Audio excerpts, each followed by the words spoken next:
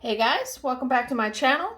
I am Danielle, aka Stitcherista here on YouTube, and today is Sunday, April 9th. It is Easter Sunday. So happy Easter to everyone, if you celebrate. So I just wanted to show you the diamond painting without the light pad on. So I got done this section here on Thursday. Yes, because I didn't do any diamond painting on Friday. And I got done all the black in this last section. So this is what we're going to work on today. All right, let me turn on the light pad. I only turn it on the first setting. The Diamond Art Club light pad, I absolutely love it. It has 3 settings. Very bright. I mean, the first one, and given that I have, I need to change my glasses. Given that I have the, the new little lamp that I bought, I've never had it on the second or third setting anyway. And it's funny, I read in the Facebook groups, there are people, you either love a light pad or you hate it. And you'll see I don't have any of my rings on. It is very early here in the morning. Like it is barely 7 o'clock. And I take my rings off at night before I go to bed. So I am using my Orange Sickle NYX's Notions putty today.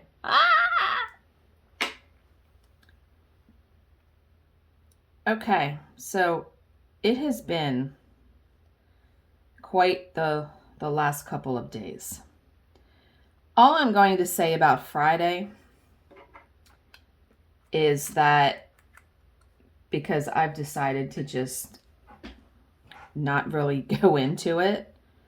Long story short, something was wrong with Bill's Chevy Silverado. And so he now owns a Dodge Ram. So that was our entire Friday. And then when we came home, you'll love this.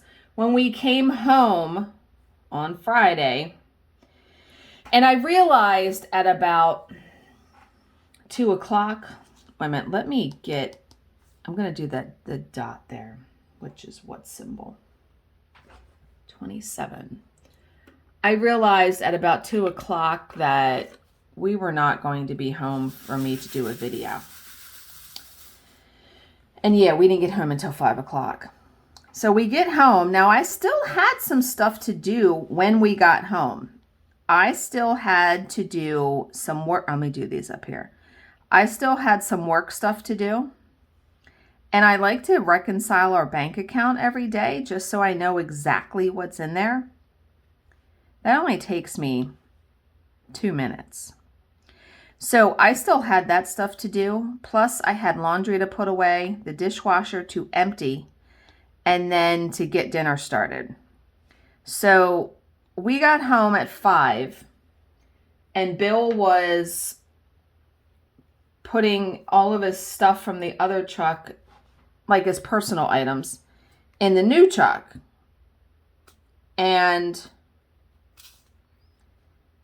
I'm doing all of the things in the house, and I open the dishwasher and I start emptying the dishwasher, and I'm like, we have a set of silverware that hangs like on this rack, and the handles are plastic. 2 of these handles, I kid you not, 2 of these handles were like almost bent in half, and I was like, what the hell happened here? Earlier that day, like that morning when we ran the dishwasher, Bill's like, do you smell something burning? And I didn't. I feel like the heating element in our dishwasher has finally gone up, and it just was way too hot and it melted. I mean, luckily nothing else happened. So he comes in and I said, I think it's time for a new dishwasher. Now that dishwasher He had it before I was here, and I've been with Bill for 14 years in this house. And it's been a workhorse. Like, we run it almost every day, seriously. So he went to Lowe's. No, he got it at Best Buy. So Saturday he went and got us a new dishwasher, which is not going to be here until Friday. So I might be doing dishes. I don't mind. I might be doing dishes until then. But yeah, I have not done any stitching. I gotta clean my glasses or something here. Oh, it's the glasses for sure. Very cloudy. I feel like I need to go get my, that might have done it. My chamois. I have like one of those little chamois.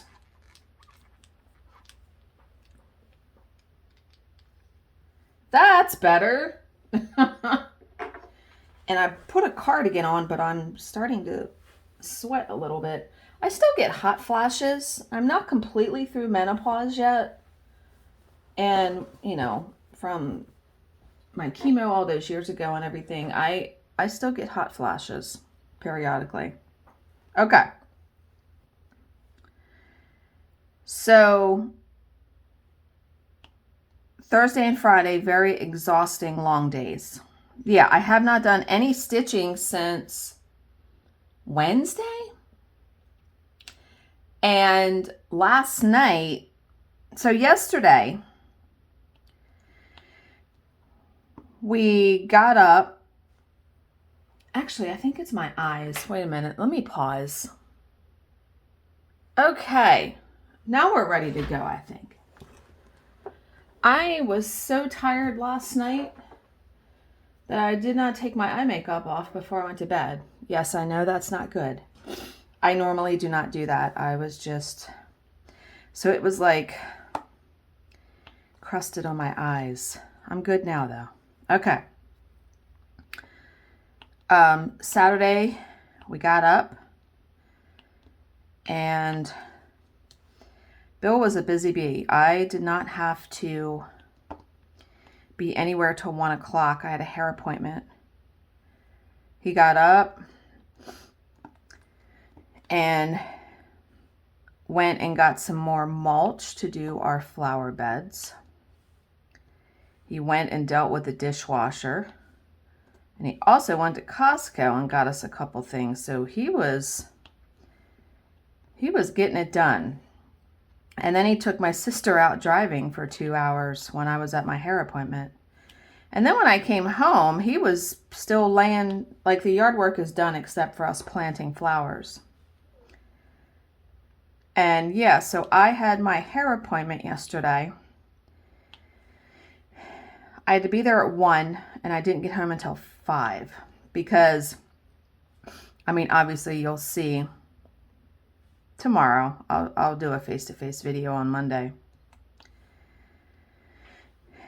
I got the brown. I had like really dark, like brown on top. I got highlights. I got that like more blonde because what was happening was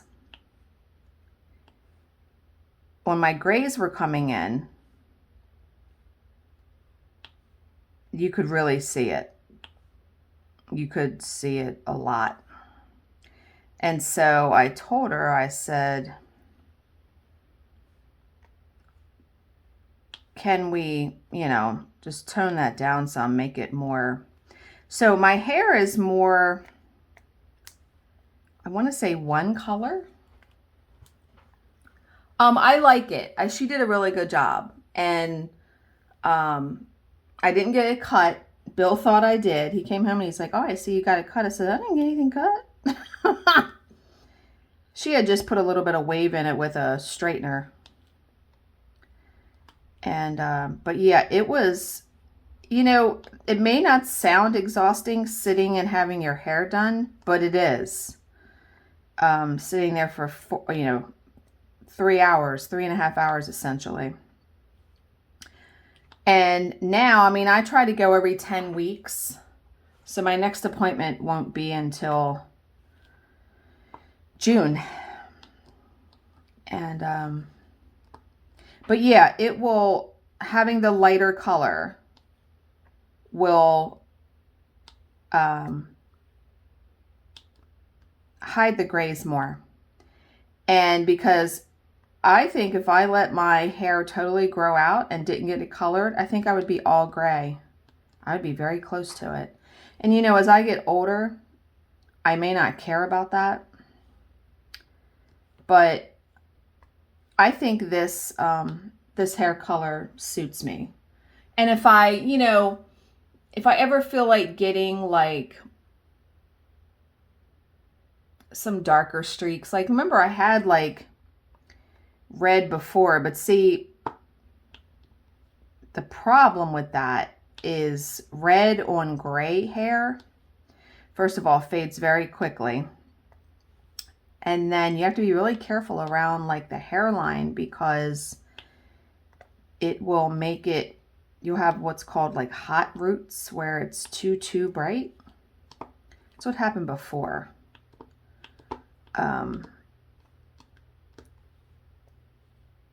But yeah, I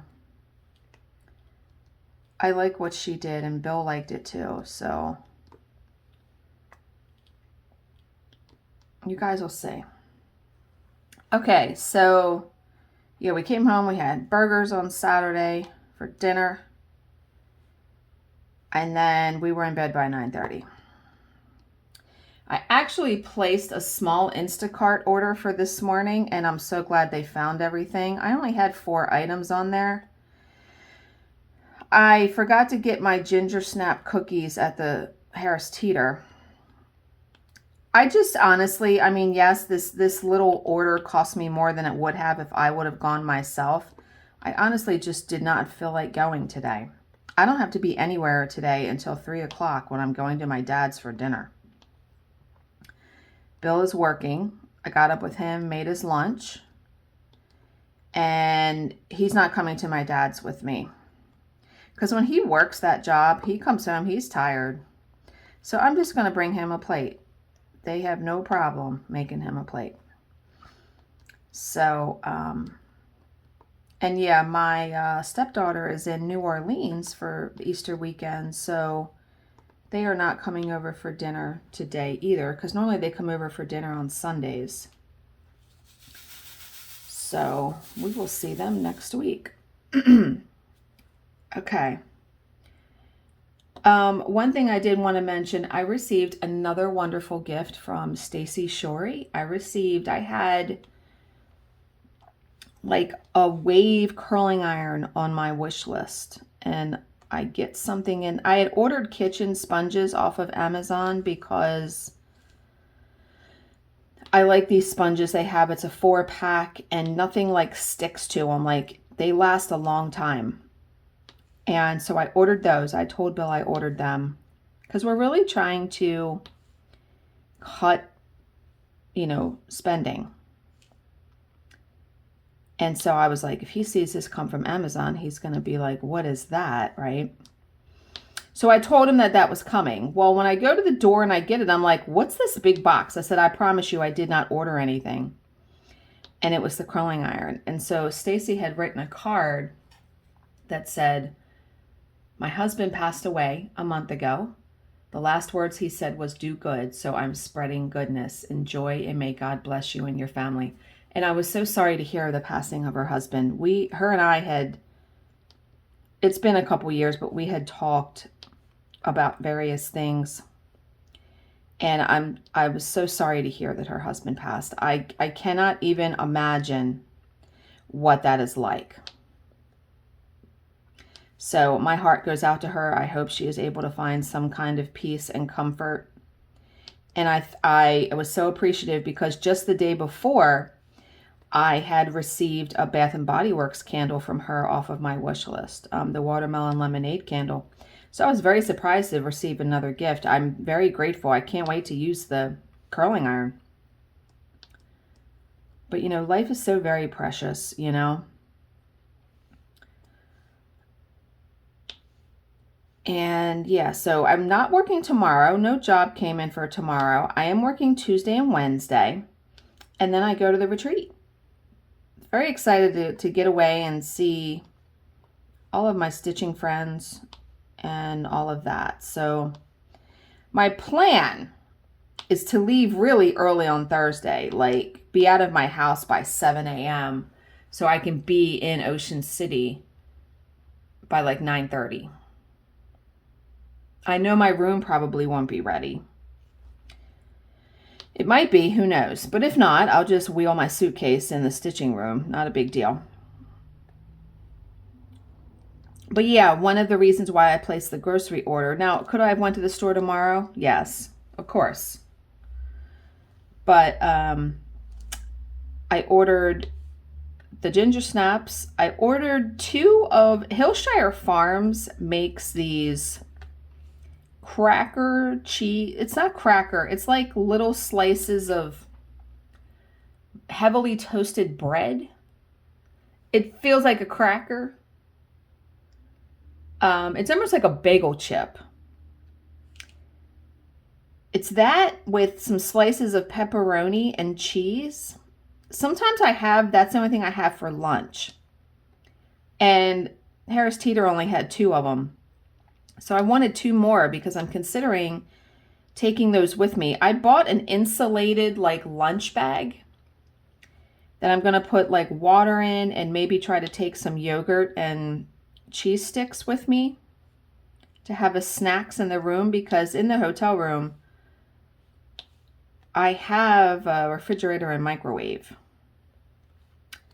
So we'll see. I also bought, which I'm very excited to try, I like having coffee in the morning in the room before I go to Starbucks, because I go to Starbucks every day that I'm at the retreat. It's only 5 streets away, and I usually treat myself and do that. And I still have like $20 on my Starbucks app, so I probably won't have to put any more money on it. Like I could just use that.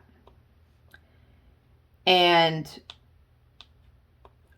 however, I don't care for, there's like dots. It's going to be, you're not going to see me diamond painting this very much. I don't care for the coffee in the room that they have. They have like one of those, it's not a pod, but it's like a, how can I say this? It's got coffee and it's enclosed. Like it's just something you open up and you put in the pot. I don't care for it. And they have like powdered creamer. See, I like my liquid creamer. Now, I use creamer singles now, so I will be able to bring those with me, which I'm excited about. But I bought a thing of instant coffee. Yeah. Amazon makes, it's called Happy Belly. Is it Happy Belly? I want to say Happy's in the title. It was a pretty big jar for like $4.72. You literally just mix a spoon of it, or however strong you want it, with water. So and it got good reviews. I read the reviews. Like I did some research on this. So I'm hoping that I like it. Easy to transport and have. And like I said, I'll get up every morning and I'll sit and I'll read. And last year I made grits. Like I would have grits in the room and a cup of coffee. And yeah, I like, because that's usually my breakfast. Like sometimes I would go to Chick-fil-A and get their breakfast, which is really good. But this retreat is the most heavily attended one. So if I get a good parking spot, I tend to not want to move my car until I leave to come home. So yeah, it's Bill's birthday is coming up. His birthday is on the 17th, so a week from tomorrow. And when I come home Sunday is going to be a busy day next Sunday. I have to come home, unpack my bag, go to the grocery store, and then we're going to dinner that night at Texas Roadhouse for his birthday. So and his daughter and her boyfriend will come over because her boyfriend's birthday is the same day. So we'll go to dinner and then we'll come home and have cake and ice cream and all that. And Bill's not going to have any physical present to open for me because my present to him is the boat floor. So that's okay though. I think that's it, like personal wise. So, oh, one thing I wanted to mention, you know, I love makeup, like especially like eyeshadow, like colorful eyeshadow. Too Faced, TOOFACED.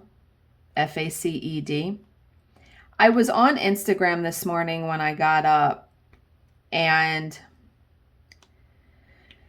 I haven't bought an eyeshadow palette in a long while, only because I called down my makeup. Like I got rid of some that I had too much, way too much.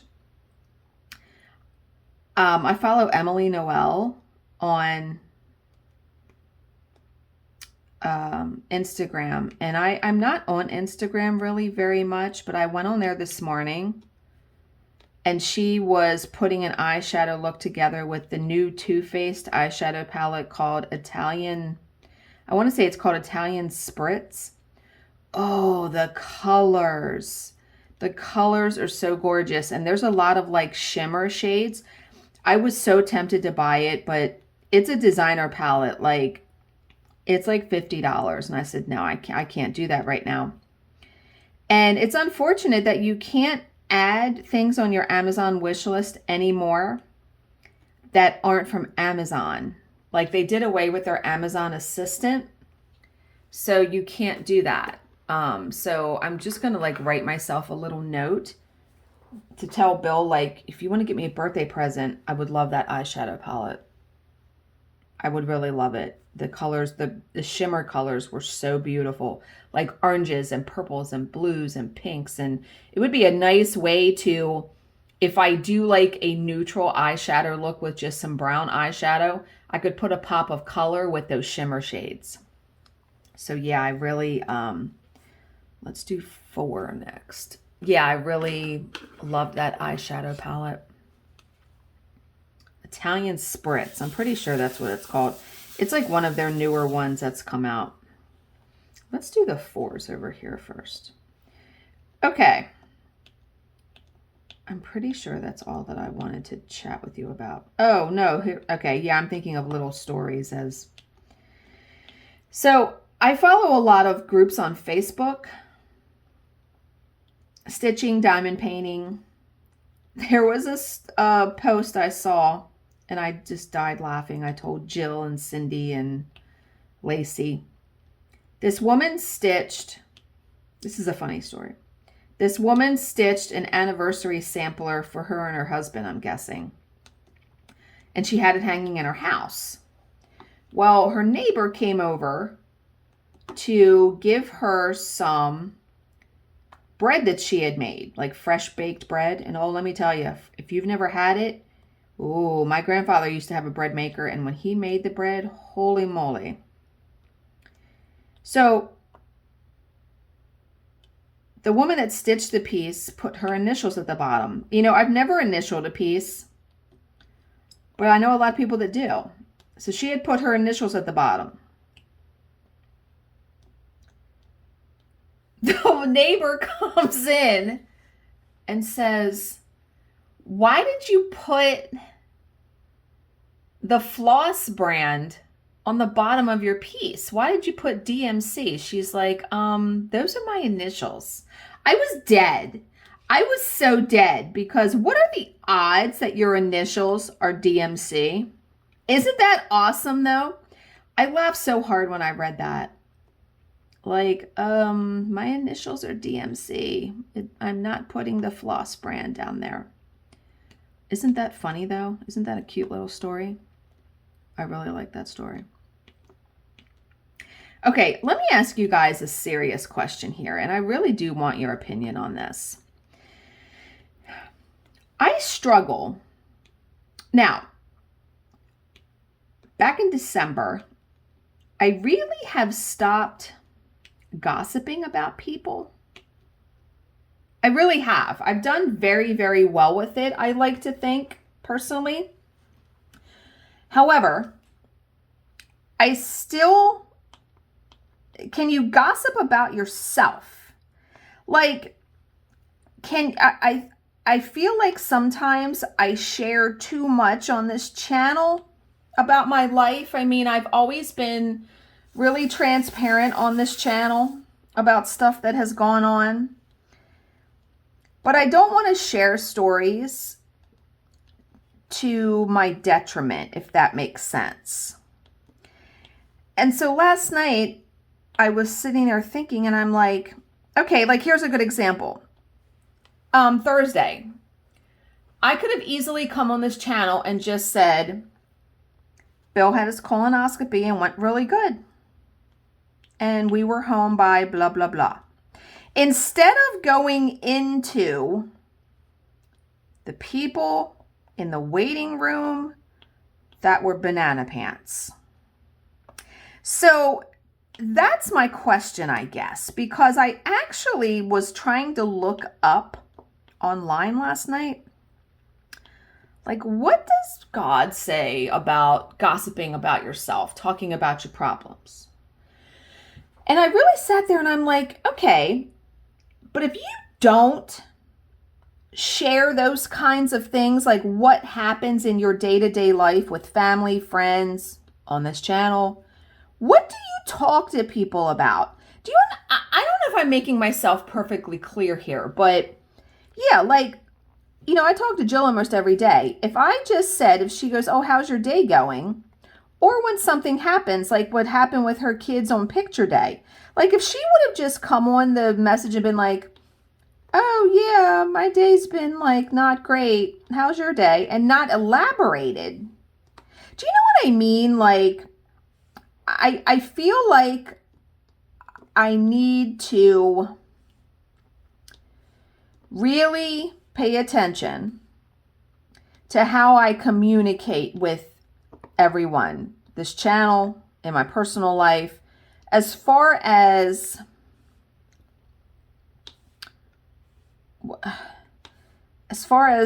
stuff happening. Like, I am not afraid. It takes a lot for me to feel, I guess, embarrassed or shameful about something. And if I do, I don't mind sharing that. Like I have shared, oh, my Instacart orders here. I have shared many things on this channel about how when I was divorced from my first husband, I filed bankruptcy, that I've not always made the best financial decisions. You know, about my mom having to buy me cold medicine. You know, I don't see those. I'm not prideful, I guess is the word I'm saying. But yeah, I don't mind sharing those kinds of things because I feel like people can relate to it. But yeah, I guess my question is it wrong to gossip about yourself and your family? Right? Like, I mean, I don't tell every single thing on this channel. Of course not. But I also am very cautious since last year about what I do say on this channel because you don't know who's watching. But yeah, I'm just curious, like,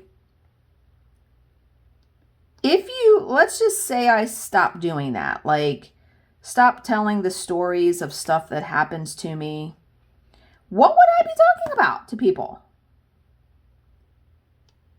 You know, because like when we go to a retreat, you ask, oh, how you doing? Oh, fine.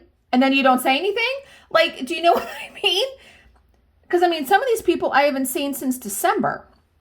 So it's like what you're doing is telling stories of stuff that has happened to you. I don't know. I'm very curious to hear what you have to say on that. I talked with Terry last night about it at length. And she is such a wonderful friend. We talked for a good bit by text. And I found a new book to read. We can get off that subject. I found a new book to read. It's called Slumber Party. It's about this group of girls. They were very tight-knit in school. Something happens. One of them is killed. And then it flashes forward like, I don't know how many years later it is. 15 years, something like that. And one of them is back. And it stirs up the other one. So it's obviously leading towards what happened, because they haven't divulged that yet. So this will be an exciting read. It reminds me somewhat of Pretty Little Liars, and also one of my favorite books of all time, Christopher Pike's Slumber Party. If you haven't read that, I actually bought it's considered vintage now. Kill me. The books I read when I was a teenager are vintage now. I actually bought it off of eBay, read it again, and I gave it to Charlize as part of her birthday present like 2 years ago. I doubt that she's read it. But, yeah, I love that book so much. And it's an easy read. Like, I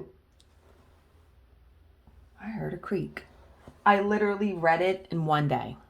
I mean, it's like 100 and some pages. Easy read. But yeah, so I've read 17 books this year so far. I'm 2 books ahead of schedule to read 60 by the end of the year. And I'll make sure when we go on our cruise, because we go on our cruise next month. Cannot wait. And we're going to be on the cruise on my birthday. So yeah, that week that we go on the cruise, which is the middle of May, it's a Saturday, and then we come home the following Sunday. No videos that week. I'll warn you guys as it gets closer, so you know. But no videos that week. And I actually will probably have very limited internet service, so I won't be able to respond to comments or Facebook messages or anything like on my birthday. I even told Bill, I said, I kind of let my mom and my dad know that. Like, you're not going to be able to get a hold of me. Because on my birthday, we're going to be like in the Dominican Republic. And we did not pay for the internet plan. Because it was like another $7 a day or something. Something that would have added up a little bit, right? And I'm like, I don't need to be on the internet. I can go a week. I'm good. It'll be a nice break. But yeah, we're very excited. And then what's so nice, I'm so grateful already. My boss is going to Europe for 2 weeks. And it falls within that. Like when we're on the cruise is the first week of her vacation. So when I come back, I have another week off, which will be so nice to like kind of come home and decompress from my vacation. Having 2 weeks with no paycheck is not going to be fantastic, but we'll be all right. So, yeah, some good stuff coming down the pike here. Okay.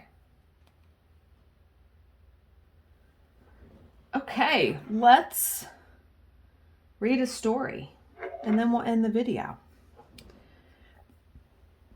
I'm hoping to get some stitching done today or tonight. I actually may, once I get laundry done and breakfast and all that, and get this video up, I might try to complete this section because then I only have 2 rows left. That's fantastic. Because I think the next one I'm going to do is Ladybug Love. Yeah. Ladybug Love, then DD, then Rainbow Flower Power. I know. I was talking to Bill yesterday about my plan for this room as far as on the walls, and I said, when I get to Rainbow Flower Power, that is going to take me a minute. Oh, yes, yes. I feel like that one's going to take me months because it's large. And yeah.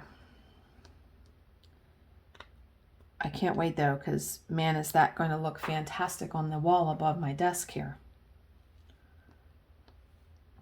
And we were talking, I told him, I said, you know, you're probably going to have to put a lot more magnets in the magnetic frame. If I can even find a magnetic frame. That may be one. See, he wouldn't want me hanging it on the wall though. I have to have a magnetic frame for it because he said, well, why don't we put two magnetic frames together? And I said, well, that's an option if I can't find one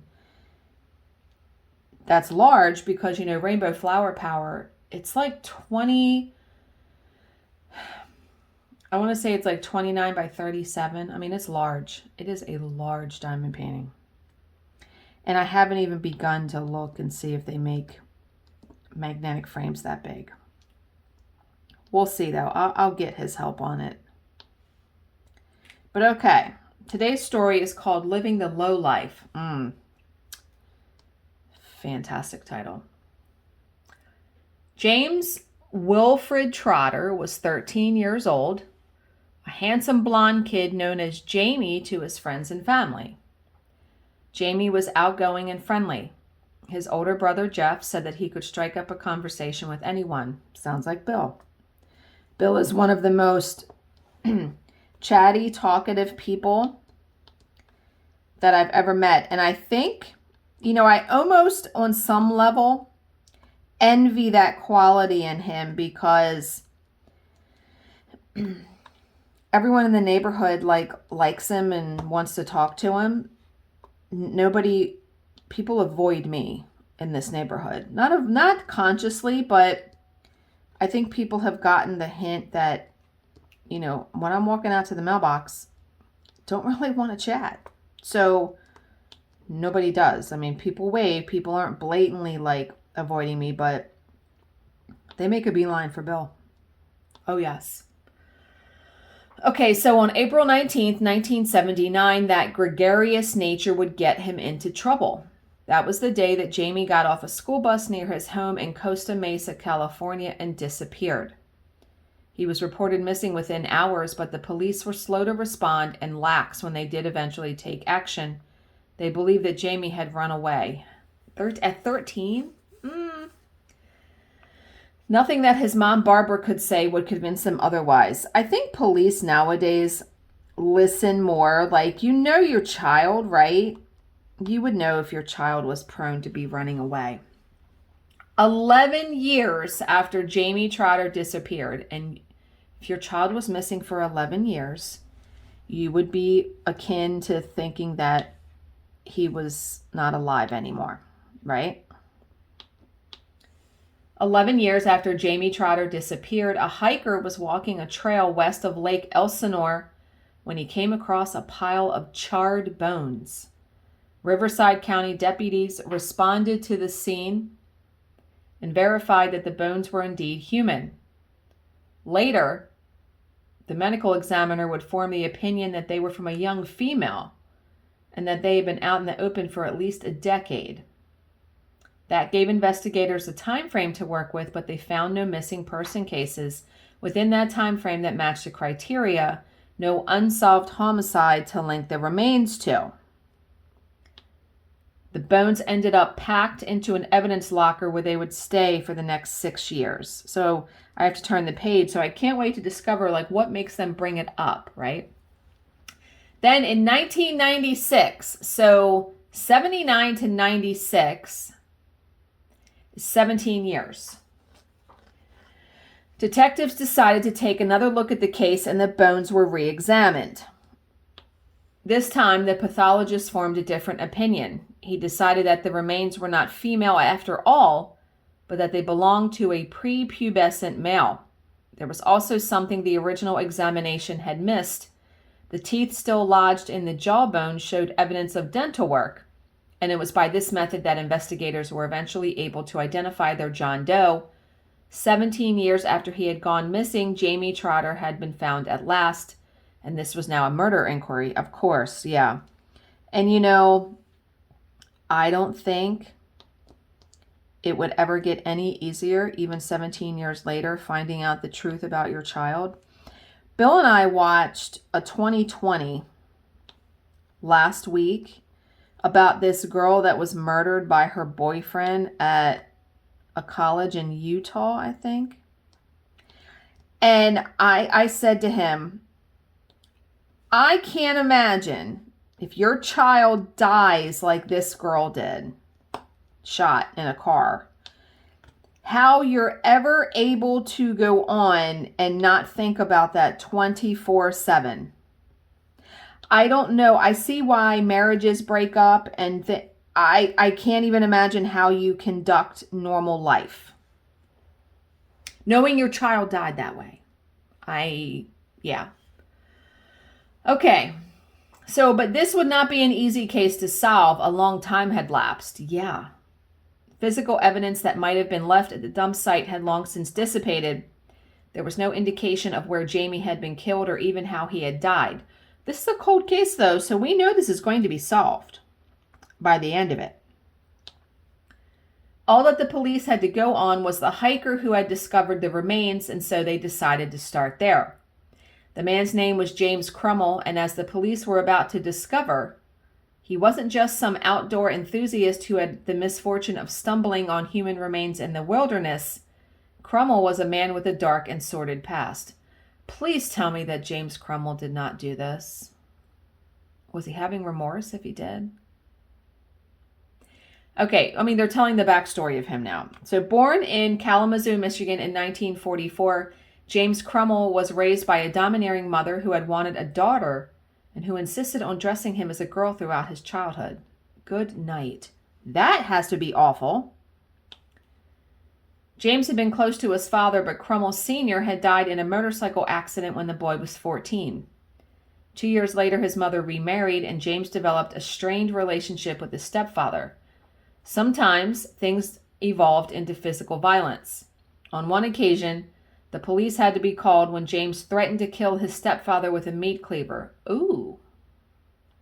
A short time after that incident, he left home for good, enlisting in the Army at the age of 17. It was while serving in the military that Crummell committed his first known offense.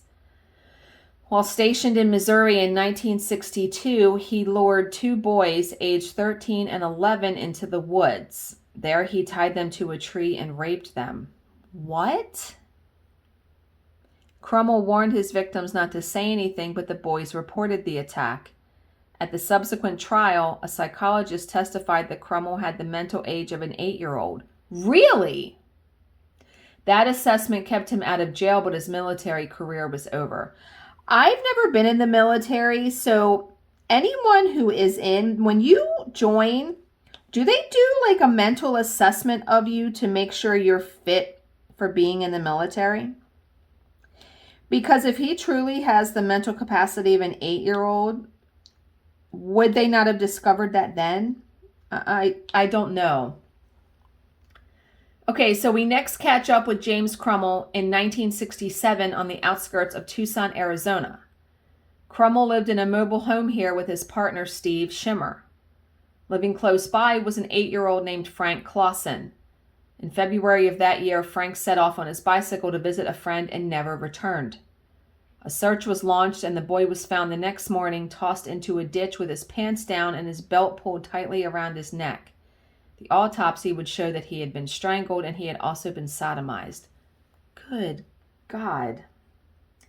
Just days later, with the police canvassing the area and questioning residents, Crummell and Schimmer packed up their stuff and moved out of state. They ended up in Wisconsin, where Crummell was soon attracting the attention of the authorities.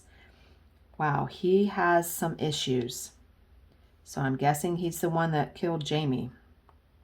But why come forward? We're going to find out.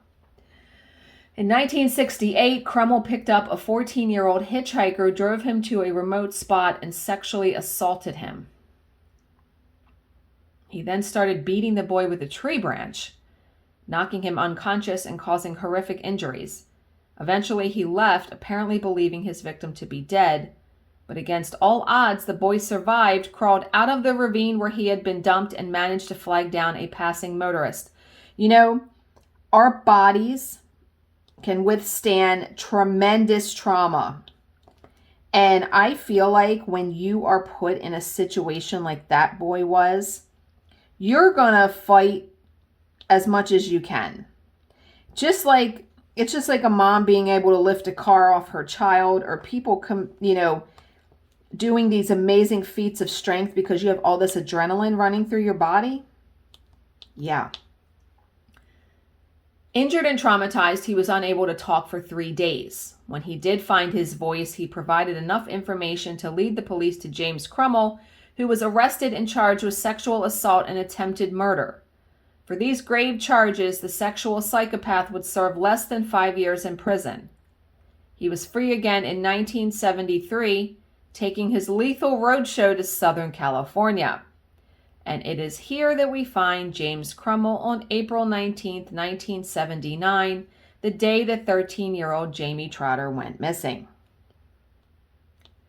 As Riverside County detectives would find out in their 1996 cold case investigation, he had lived just down the street from Jamie and his family. Yet he was never connected to the murder and never would have been flagged as a person of interest but for his decision to inform the police of his discovery, and they have discovery in quotes, like air quotes, of his discovery of human remains. So here's the question I ask myself too in talking to you about this. Why would Crummell have done such a thing, putting himself in danger of being caught? Well, it's because James Crummell was a psychopath eager for the next thrill. Brutally ending the life of a 13-year-old wasn't enough for him. He also had to demonstrate his brilliance by leading the authorities to the gruesome evidence of his handiwork. He had to tempt them with the evidence and yet escape detection. But 17 years later? 17 years, that's a long time to wait to do that. And Crummell had succeeded in that goal. For 6 years after the discovery of the skeletal remains, he had continued to fly under the radar. Oh, wow. So 6 years after he showed them, he still got away with it. Now, though the police had him in their sights, there was more to be uncovered in his murky past. Investigators were beginning to suspect that James Crummell might be a serial killer. It sounds like it. He killed a lot of people. They would have to move cautiously, though. Crummell was a slippery character who seemed to live a charmed life when it came to avoiding the consequences of his nefarious deeds. Back in 1982, Arizona prosecutors had believed that they finally had enough to nail him for the murder of Frank Clausen. Crummell was extradited from California and was due to stand trial. But then his former lover, Steve Schimmer, recanted the statement he had given and the case collapsed. Crummell was free to go, but he was soon in trouble again after he was caught molesting the 9-year-old son of a friend. He would ultimately be found not guilty of that charge, although he did serve 200 days for failing to register as a sex offender. In February 1983, the state of Arizona had another crack at the Clausen case, this time securing a murder conviction. But the case was thrown out on appeal after a judge ruled that Crummell had not been adequately represented. Crummell ended up striking a deal with Pima County prosecutors, pleading down to kidnapping and accepting a 3-year jail term. He walked free in 1987. In 1995, he was living in Big Bear City, California, when yet another boy went missing. Good night. Please catch this guy. Have him in prison forever. Jack Phillips was only 9 years old when he went for a walk to a park near his home and never returned. James Crummell, who was living just down the block at the time, somehow managed to avoid being flagged as a suspect. He would later boast to his cellmate that he had abducted, raped, and murdered the child. Those are bold words because, not that I've been in prison, But I have heard that prisoners do not treat kindly other prisoners who have hurt children. So, just saying. All right, I finished that. Now we're going to do number 5 color. I love my credenza so much. I love the setup. Oh, little side note. So again, in one of the groups, and I want to say it was Diamond Art Club's group, someone's husband made them a credenza-like product. They hand cut the acrylic and had the trays. The whole outside of it, though, was wood. And they posted a picture and was like, I'm so grateful that my husband was able to make this. And yes, that is awesome. Of course, someone had to comment, yeah, this looks great. I'm not going to pay the hundreds of dollars for that overseas one. Let me tell you. I love my credenza. It is probably one of the best investments in diamond painting that I've made. I will have that thing forever. And I love the doors. I love my name on the front. I love everything about it. Absolutely. It was well worth the investment. And you know, it's just like the debate constantly that people have with buying either Diamond Art Club kits or kits from like Amazon. Well, there's a reason that you pay more for a Diamond Art Club kit. It's leaps and bounds quality-wise above, because I've bought, trust me, I have bought all of the diamond paintings from everywhere. I've bought from all of the stores, not Temu, but I have bought like, you know, Newegg, or not Newegg, CES deals, Peggy Buy, all kinds of stores on AliExpress. Like, I've done it. I've done it. Okay, that was a little side note because my hackles sort of rise, and I try not to because people are always going to debate things like that. My hackles sort of rise though because, you know, this is a small business in the Philippines, and they have done such a good job with this, and I truly do not feel that they make anything off of the shipping because they ship it by UPS, and it's when they ship it, it's to you in like 3 days from the Philippines.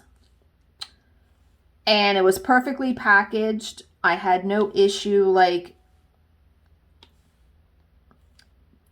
hell, just a side note, Bill and I, he had sold some of his fishing stuff. He sold like this big decorative fishing lure, and it was shipping to, I forget where. It cost $70 to ship it. Yeah. So paying $150 shipping, or $160, whatever it was, to come from the Philippines, how is that unreasonable? But I digress. Okay. By now, James Cromwell's run of good fortune had finally come to an end. Thank God. In June of 2004, he was convicted of the murder of James Trotter and sentenced to death. Cromwell then tried to strike a deal with prosecutors, offering to give up the location of Jack Phillips' body in exchange for a commutation of sentence to life in prison. The state of California refused. Ooh. Cromwell was sent to San Quentin to await execution. Given California's paltry record of following through with executions, he would likely have remained there indefinitely. But on May 27, 2012, James Cromwell did the world a favor by hanging himself in his cell. That has to be an awful way to die. What we knew for certain is that James Cromwell was a serial killer responsible for the deaths of at least 3 young boys. But that is not the full extent of Cromwell's career of evil. He remains the prime suspect in the April 1979 disappearance of 7-year-old Charles Christopher Francis from a street in Santa Ana, California. Cromwell has also been connected to the disappearances of 2 teenagers from Sea-Doo Therapeutic Boarding School in Running Springs, California in the mid-90s. He was working there as a youth counselor when John Inman and Blake Wade Pursley went missing.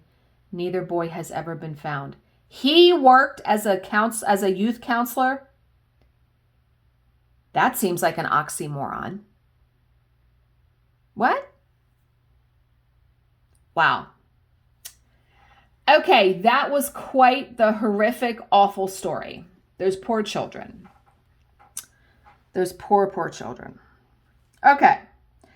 I am going to end here, guys. I hope you enjoyed this diamond paint with me, because we are almost at an hour, so that was quite the lengthy one. I hope you all have a fantastic Easter.